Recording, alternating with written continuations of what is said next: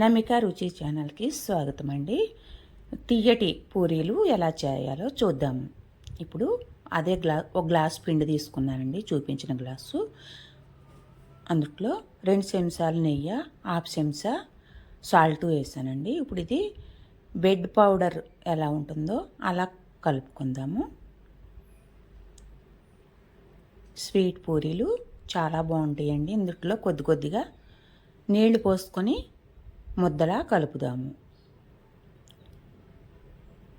చపాతీ పిండి ముద్దలా కలుపుకోవాలి. మరీ లూజ్ ఉండకూడదు, మరీ గట్టిగా ఉండకూడదు, మీడియంగా కలుపుదాము.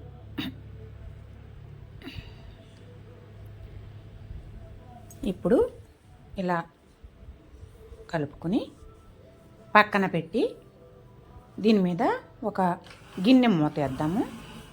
ఇప్పుడు స్టవ్ వెలిగించి గిన్నె పెట్టి పాకానికి మనం పిండి తీసుకున్న గ్లాసు తోటే ఒక గ్లాసు చక్కెర వేసానండి.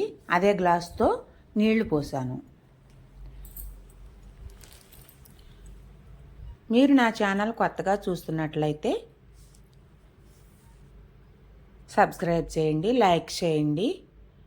మరిన్ని వీడియోల కోసం గంట సింబల్ క్లిక్ చేయండి. ఓ తీగ పాకం వచ్చిందండి, అది దింపి పక్కన పెట్టుకుని చిన్న చిన్న ఉండలుగా చేసి చిన్న చిన్న పూరీలకి సరిపడా ఉండలండి ఇవి.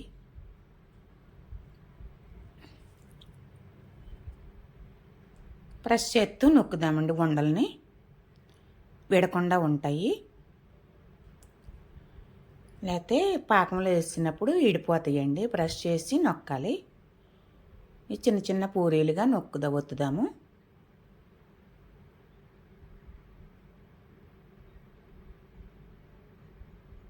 ఇప్పుడు దీనికి నెయ్యి రాసి చాలా బాగుంటాయండి స్వీట్ పూరీలు.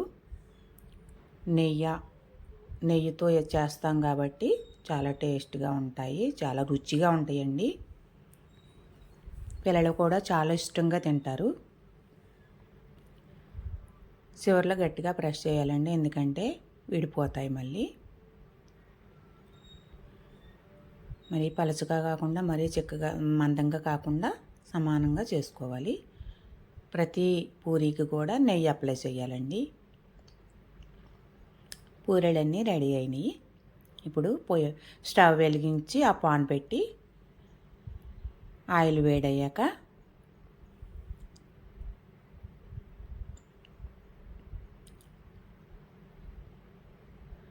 ఒక్కొక్కటి వేసి ద్వారగా వేగాలండి. మరి వేగకుండా తీసినా పాకంలో వేసాక విడిపోతాయి.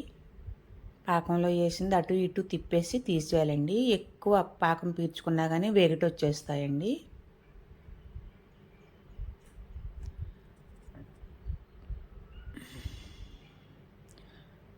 తియ్యటి పూరీలు రెడీ. స్మూత్గా మెత్తగా నోట్లో ఇలా వేసుకుంటే అలా కరిగిపోతాయి.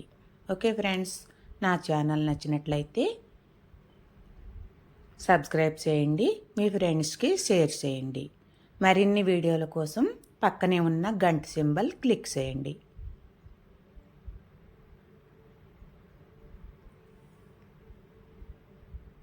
చాలా అంటే చాలా స్మూత్గా ఉన్నాయి.